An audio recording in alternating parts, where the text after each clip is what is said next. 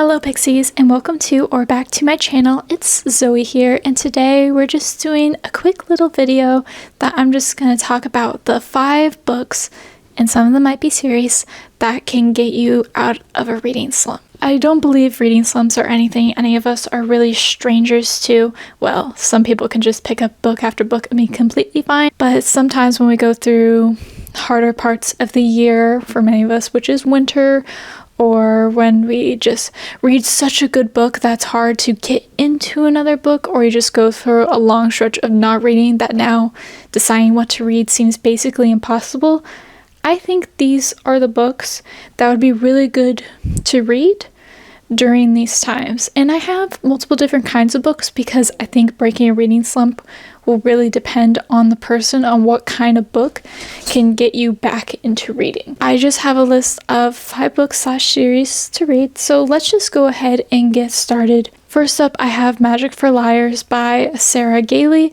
and this book we follow Ivy, and Ivy is kind of struggling a bit in life. She's a private investigator, and while she has her own business and everything, she still finds herself being quite lonely, and she's not close to her sister, who is a witch.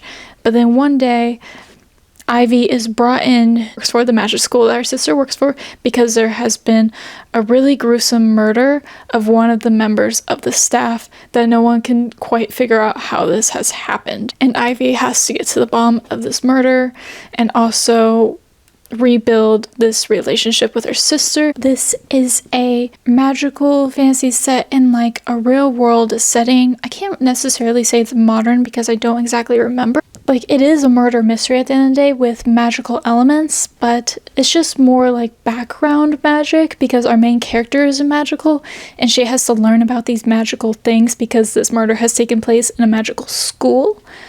But I think it's really interesting, and like that murder mystery element is what really keeps the story intriguing. I really enjoyed this book. I thought it was a lot of fun. It's great. It's a great book if you haven't read in a while, and it's great if you're a big fan of mystery books, but it's also great fantasy or magical realism.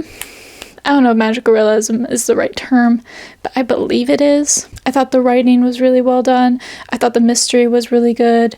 The world building was good. If murder mysteries intrigue you, but that one doesn't really catch your attention, or if you've already read it, another one that I would recommend, which is murder mystery that could technically fall into a fantasy subcategory, but I wouldn't say is magical, is actually the Shady Hollow series.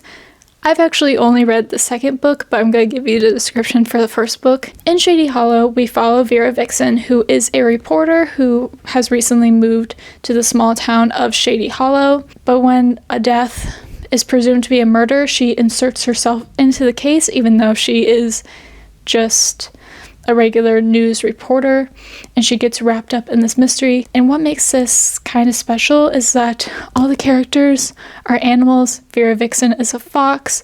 She has a friend who is a raven. They're all animals, which is what makes it kind of into a subcategory of fantasy because, you know, that's not really realistic. But they're like, kind of imagine like Fantastic Mr. Fox, because like they're more humanoid like animals. Like, they walk on 2 feet, they wear clothes, they have jobs. This one's really charming and sweet, but still murder mystery with good mystery plot lines based off the second book, Cold Clay, which I have read, and they're really interesting. And even though I read the second book, I didn't feel like I was missing out on anything. So I feel like if you want to read the series, but reading a series seems overwhelming to you, you don't have to read them back to back in order to make, there's not really an overarching story happening. It's just more about the familiarity with the characters and maybe some slight references to what happened in a different mystery, but it's not really a big deal to read them anywhere close together. And these ones are more charming and sweet and cozy, and if that's what's going to get you into reading again, is reading a simpler, funner story and that one that's intense or gruesome, then this is going to be the series for you. Which brings me to the next book series on the list, and that is the Wayfarer series. And the first book of this is The Long Way to a Small Angry Planet, where we follow a group of people who have been brought together because they all work on the Wayfarer, and we have all these perspectives. We follow the captain and we learn about his history. There's multiple love stories, there's friendships. It's sci-fi, but it's cozy sci-fi. There's nothing that's really going to make you scratch your head at anything or become confused. Even the science elements in this, like the fact that these people on the ship are tunnelers and that's what they're doing all the way out there, they're going to be explained simply because they're not really hard concepts to understand, but they are really, really good. I've read 3 books of the quartet, and honestly, I don't even think you have to read these as a series. You definitely don't need to read them all at once. I don't even think you really need to read them in order. Yeah, there might be some references between them, especially between the first and the second, because an event in the first directly leads to the second. But if you're way more gravitated towards like the third one, for example, I don't believe you need to read the first or second one to really understand it at all, because concepts are different between all of them. I think this one's really well done. It's really fun.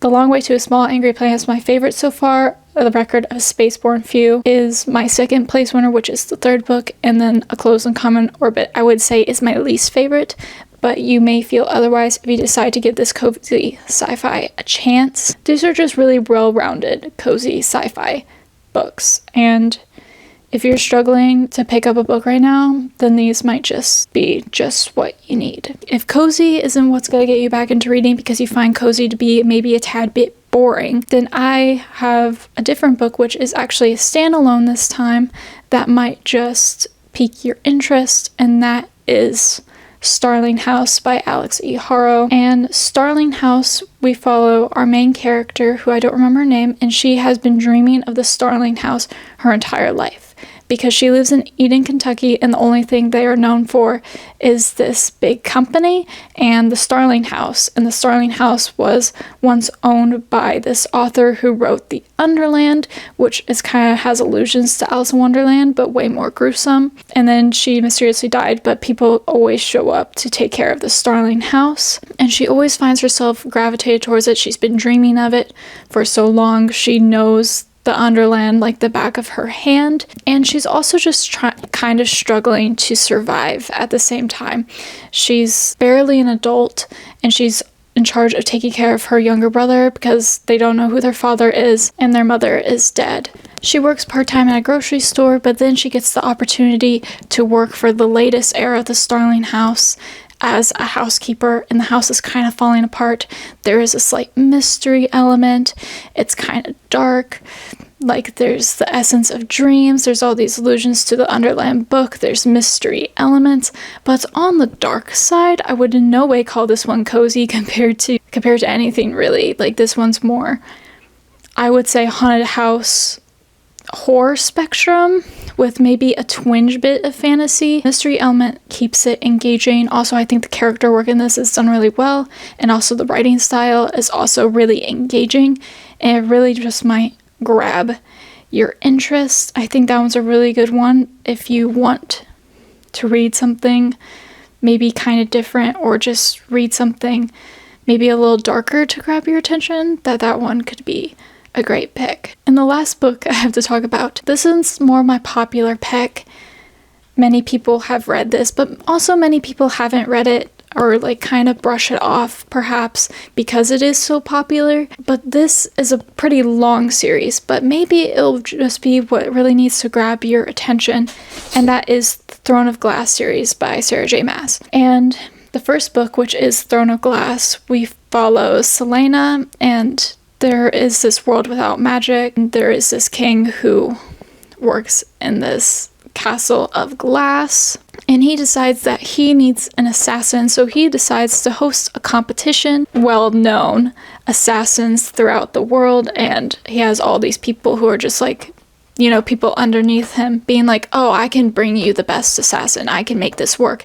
And his son Dorian decides, I'm going to pick the best assassin known to this world, and that is Selena, because Selena was imprisoned a period of time before the book starts, and so he has access to get her and to do what he wants because it's if you are the king's assassin, you will be free from basically this torture camp that she lives in, but she just has to leave. She just has to win the competition first, and Dorian, the prince, hates his father. But then when the competition starts, things start to go awry, and there's also a romance plotline with the main character, and as the series progresses, we get more and more fantasy, we get more and more characters, and the stakes get higher and higher, and we learn more and more about this world. This is a very long series with either 7 or 8 books if you count the little prequel novella as well. While it might not be sophisticated writing, it's really fun and engaging.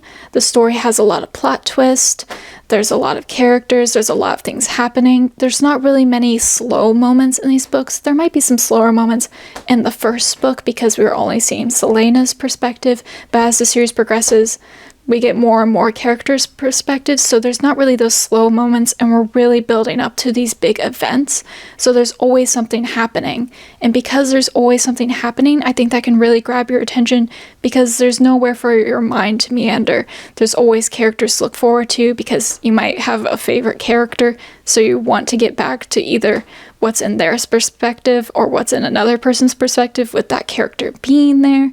You want to learn backstories, you want to learn about the world. This is very much a YA high fantasy book. We've got fae, we've got shapeshifters, we've got dragons, we've got it all in this one. This series might not be for everybody because not everyone likes those kinds of things. If you are willing to give it a try, or you do like those things and you haven't read Throne of Glass yet, I really feel like it can get you out of a reading slump because it is so engaging and there is so much going on. And there are those slight, like, I wonder what's going on elements that really grab your attention and just want to pull you in and make you keep reading those books. And I hope I explained that well. So with that is the end of the video. Those are the books that I believe, if you're in a reading slump, can help you get out of it, or maybe you're just taking them as book recommendations. If you agree or disagree with me, leave them down in the comments. If you have your own recommendations for books that you believe will help someone get out of a reading slump, leave those down below too for other people to check out. If you like this video, give it a thumbs up. I would really appreciate it. And if you want to see more videos from me, you can subscribe because I will be posting an awful lot in December, and you don't want to miss out, so just subscribe if you would like. I suppose that's all I've got for this one. So I guess I'm signing off now. Okay, bye.